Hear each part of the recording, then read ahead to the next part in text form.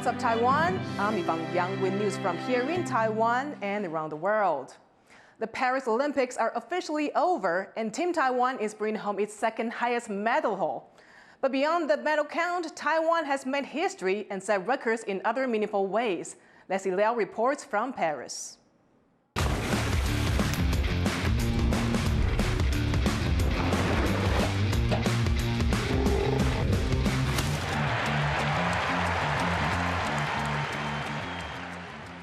The Paris Olympics are over, and Team Taiwan is leaving with 7 medals, 2 gold and 5 bronze.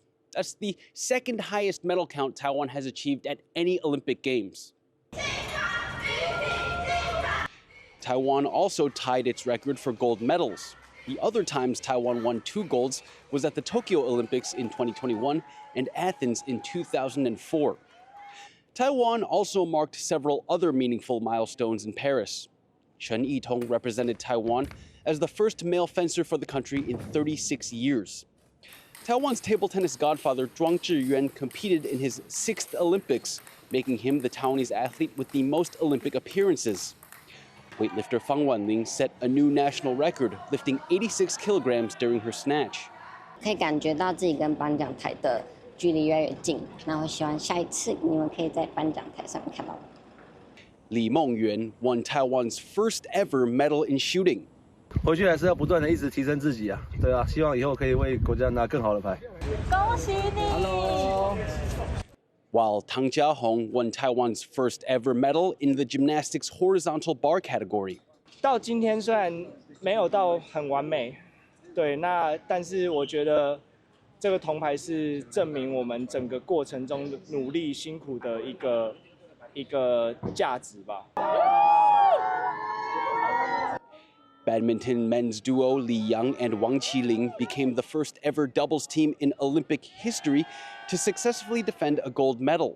刚想起来的时候讲说，哦，我们真的做到了。然后一开始真的是感动的快哭了，然后后来有一种感动到哭之后变笑，我们2个又完成了这件事情。Congratulations, that's amazing! Wow! Weightlifter Guo Xingchun became Taiwan's first ever 3-time Olympic medalist. 确实，连3届拿确实蛮不容易的，因为一个3届12年了，对你花了12年都在这个，就是为了这个奥运讲台上。And Ling Yuting became the first ever Taiwanese boxer to make it into an Olympic gold medal round, while also becoming Taiwan's first ever Olympic boxing gold medalist. 还是蛮不可思议的啊，毕竟这个梦做了很久，但要达成需要花费的辛苦跟努力，还有这些经历，可能不是旁人三言两语就可以知道。 Throughout the games, Taiwan's athletes showed their grit and positivity. 我把能做的事情都做完了，然后我也真的很全力以赴，我也很想赢下这一战。对，就是你可以站上舞台的时间就这么短，那我觉得我很开心，这次散发出的就是奥运的精神，更高、更强、更快，然后更团结。Taiwan brought 60 athletes here to Paris. Only a handful of them may have medaled, but many have achieved unprecedented feats, showing Taiwan's strength and competitive spirit on the international stage. Howard Zhang, Leon Lian, and Leslie Liao in Paris, France for TaiwanPlus. The 2024 Paris Olympics closed in Hollywood style as star U.S. celebrities sent the Olympics to Los Angeles for the 2028 Games. With a musical celebration, friends said goodbye to the Paris Games before actor Tom Cruise descended from the stadium's roof to gather the Olympic flag. The Mission Impossible star transported the flag via motorcycle to a waiting beach party featuring Snoop Dogg and Dr. Dre, among other celebrity performers. The Los Angeles Games start on July 14, 2028. Moscow and Kyiv are trading blame for a fire at a Russian-occupied nuclear power plant in Ukraine. The fire at a Zaporizhzhia plant followed multiple explosions. Ukraine says Russian forces lit a fire, but a Russian official said it was caused by Ukrainian shelling. The plant, Europe's largest, has been under Russian control for more than 2 years. The fire was put out on Sunday. Both sides say there are no signs of elevated radiation levels. At least 2 people, including a 4-year-old child, have been killed in a Russian airstrike just outside the Ukrainian capital, Kyiv. Russia sent a barrage of 57 drones and 4 ballistic missiles to several locations across Ukraine. It comes as Kyiv carries out its largest incursion into Russia since the beginning of the war in February 2022. Ukrainian and Russian forces have been fighting in the Kursk region for 6 days since Ukraine launched a surprise attack across the border last week. Ukrainian President Vladimir Zelensky has addressed the offensive for the first time, saying his force are pushing the war onto the aggressor's territory. Дякую кожному нашому підрозділу Сил оборони, які це забезпечують. Україна доводить, що дійсно вміє повертати справедливість та гарантує саме такий тиск, який потрібен, тиск на агресора. The Philippines is condemning China's Air Force for what it calls aggressive action in the skies above the South China Sea. That's after 2 of its fighter jets fired flares near a Philippine aircraft flying near the Scarborough Shoal, an area both countries claim as their own. Although clashes between the 2 countries' ships are common, this incident has sparked concerns that the territorial dispute could expand to the skies. For more on this, our reporter Jaime Okang spoke to Aaron Matthew Lariosa, a security analyst in Chicago. Aaron, I want to first start off with asking you, how dangerous was this incident where this Chinese aircraft launched flares so close to the Philippine aircraft? You know, there's a pretty big escalation by the Chinese in regards of incidents, and you know, it could be argued that this is part of the trend that we've been seeing since last fall, where the Chinese slowly step up their assertiveness and their aggressive actions against Philippine assets, whether that be aircraft or vessels. You know, the aerial stuff takes kind of a backseat compared to the maritime incidents where we see more severe incidents. But the videos we've seen, right, really drastic change of pace.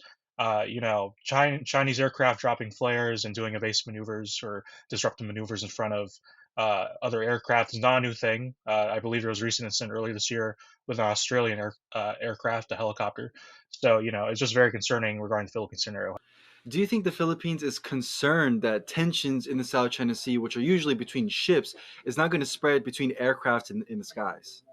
You know, for sure, that's actually been something that's actually been something that's been on the table, especially when we talk about maritime cooperative activity. So that's basically the term for joint patrols between Manila and other partners such as Canberra, Tokyo, Ottawa now, and now Washington. So you know that when you bring in aircraft into the equation, the Chinese will probably get up there, as we've seen across the Indo-Pacific. So the main issue, of course, with the Philippines is if it really expands to this domain, how exactly do you counter that? We've seen a lot of hard-learned lessons from Taiwan, right?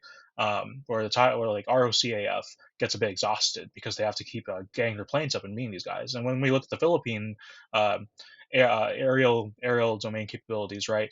They only have 12 fighter jets. Their radar coverage is very limited. How exactly do you counter these? And that's a challenge that Manila might have to start thinking about going forward, especially after this incident. This incident happens at the same time that China and the United States are conducting separate exercises. Do you think we're going to see a trend where both sides kind of feel that the South China Sea is too small to operate in this waterway? You know, for sure, that's a big concern. But right now, the prerogative is everything at Manila's pace. So these joint patrols, all come at the discretion of Manila. You know, and definitely there are measures the United States could do to support that, whether it be, you know, FONOPs in the area or just doing their own air and maritime activities. As we've seen recently, $500 million in aid to the Philippines. So that's a big, and they explicitly said that's focusing on getting the Philippines to defend its sovereignty, specifically the Philippine military and the Philippine Coast Guard. So there's a lot of initiatives we could see where these, you know, it might be like these 2 big powers clambering around the South China Sea. That was security analyst Aaron Matthew Lariosa speaking with Jaime Okang. Greek authorities are battling a major wildfire spreading rapidly near the capital, Athens. The blaze broke out Sunday afternoon near the village of Varnava, 35 kilometers north of the city. Residents of the village and nearby town of Marathon have been evacuated as waterbombing planes and helicopters struggle to put out the flames. The fire is being fanned by heavy winds after the hottest temperatures on record in the region.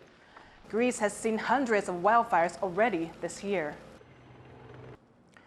Taiwan's government is investigating the case of 10 Indonesian fishers who say they were forced to work on board a Taiwanese-flagged fishing vessel for 15 months without being paid. The ship's owners say the allegations are false, but the case has once again raised concerns over the treatment of migrant crews on Taiwan's fishing boats. Rick Glauer reports from Pingtung County. Indonesian fisher Zulkifli Somena is relieved to be back on dry land. He spent 15 grueling months at sea catching tuna on board a Taiwanese fishing ship. It was only when he got back to port that he found out he hadn't been paid. And worse, while he was on the ship, his wife had a miscarriage. Ya, saya menyesal karena nggak mendampingin istri saya melahirkan. Saya merasa bersalah. Sampai saya nggak bisa kirim uang sepeser pun. Saya merasa berdosa lah istilahnya. He's one of 10 crew members on the Taiwan-flagged ship Youfu, who say they were tricked into such a long voyage and suffered abuse at the hands of their captain without enough food, drinking water and medicine. While on the ship, they slept just a few hours a day and only received their salaries weeks after returning to shore. The ship's owners, a Taiwanese husband and wife, reject the accusations of mistreatment and say payments were delayed because they ran into financial trouble.